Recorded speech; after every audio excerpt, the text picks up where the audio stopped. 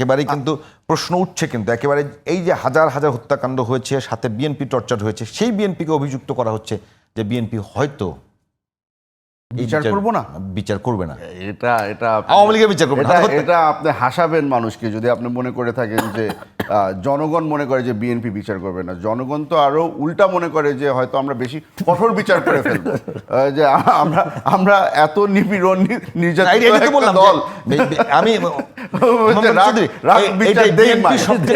এই ধরনের বিএনপি সবচেয়ে বেশি নির্যাতিত। এখন প্রশ্ন হলো নির্যাতিত সবচেয়ে বেশি বিএনপি একক রাজনৈতিক দল হিসেবে। আমি তো একটু বাড়িয়ে বলি যে মানে ৭১ পরবর্তী একক কোনো রাজনৈতিক দল এত নির্যাতনের সম্মুখীন হয়েছে বলে আমরা পাই না একক রাজনৈতিক দল হিসেবে। তো বিএনপি সবচেয়ে বেশি নির্যাতিত। কার হাতে নির্যাতিত? আওয়ামী লীগ এবং শেখ হাসিনার হাতে। এখন প্রশ্নটা কেন আসছে? এটা কি মানে বিএনপি আত্মসমালোচনা করা উচিত কিনা? দেখেন, আপনাকে একটা জিনিস আমি বলে রাখি, আমরা এখন ২০২৫ চলছে, তো ২০২৬-এ নির্বাচন হবে। আমরা ধরে নিচ্ছি যে বিএনপি যদি ক্ষমতায় আসে ৫ বছর না, সবাই বলে কমপক্ষে ১০ বছর বিএনপি থাকবে, কিন্তু আমাদের মাথার মধ্যে সবসময় একটা কাজ করে, ওটা হচ্ছে কি, চিন্তাটা হলো গিয়ে যে যদি আমরা এমন কিছু করি যেটার কারণে মানুষজন আবার মাঠে নেমে যাবে, তাহলে কিন্তু গভর্নমেন্ট ইমিডিয়েটলি ফল করবে। আর ১ নম্বর ওয়ারি হচ্ছে এই বিচার। আমরা যদি আওয়ামী লীগের ঠিক বিচার না করি, আমি আপনাকে এখনই বলে দিচ্ছি, আপনি হয়তো মনে করবেন যে আমি ফরচুন টেলার হিসাবে বলছি, আমি আপনাকে এখনই বলছি, যদি আমরা ঠিকমতো বিচার না করি গভর্নমেন্ট ওদিনই ফল করবে। যদি কোনো দিন দেখেন আপনি যে এমন কোনো ব্যক্তিকে জামিন দিয়ে দেওয়া হচ্ছে অথবা বেকসুর খালাস দিয়ে দেওয়া হচ্ছে যেটার মধ্যে মনের মধ্যে সন্দেহ জাগে যে কোনো ধরনের আতাত হয়েছে, আমি আপনাকে বলে দিচ্ছি গভর্নমেন্ট ওই দিন ফল করবে, আর এই সুযোগ আমরা দিব না। কি বলবেন? আমি একদমই একমত। আর একটা কথা যোগ করে রাখতে চাই, এই দেশের মানুষ শেখ হাসিনার পুলিশ, বিজিবি এবং শুরুর দিকে কিছুদিন সেনাবাহিনীর বিরুদ্ধে দাঁড়িয়ে শেখ হাসিনাকে বিদায় করে দিয়েছে। ভবিষ্যতের সরকারের জন্য এটা একটা বার্তা। মারে ধরে জেলে নিয়ে পিটিয়ে মানুষকে আর শান্ত রাখা যাবে না। মানুষের প্রত্যাশার সাথে রেজোনেট করতে হবে, তাকে সার্ভিস দিতে হবে, বিচার করতে হবে, দুর্নীতি কমাতে হবে। এখন তাদের দলের অনেকে চাঁদাবাজি বা এরকম অপরাধের সাথে জড়িত আছে, এখন তাদের হাতে ক্ষমতা নাই, যেদিন ক্ষমতা আসবে সেদিন তো আমরা পাল্টা প্রশ্ন করব। এখন উনি বহিষ্কার করতে পারেন, উনি বললেন আমি মেনে নিলাম, কিন্তু কদিন পর বলবো তো আপনার হাতে তো প্রশাসন আছে, আপনি কি করছেন? সো মানুষ নামবে এবং মানুষ এই গুলির ভয়, একবার যে জেনারেশনটা একবার গুলির ভয় কাটিয়ে ফেলেছে। আর একটা কথা বলে রাখি, একদম চোখ বন্ধ করে বলে দিই, জনাব তারেক রহমান শেখ হাসিনার 5%ও হতে পারবেন না ব্রুটালিটিতে, যে ঠিক আছে আমি গুলি করে মেরে ক্ষমতায় থাকবো।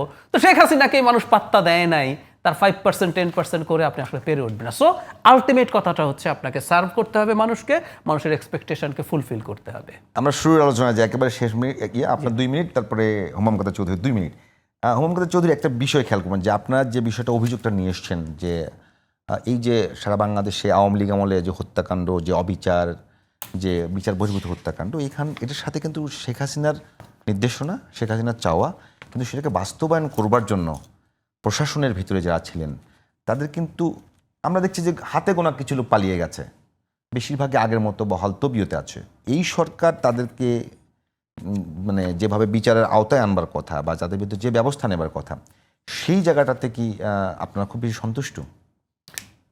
একেবারেই না, একেবারেই না। আর এটা খালি আপনি আমাকে জিজ্ঞেস করেন, আপনি রাস্তায় গিয়ে যদি কোনো রিক্সাওয়ালাকে জিজ্ঞেস করেন, সেও আপনাকে একই কথা বলবে যে তারা সন্তুষ্ট না।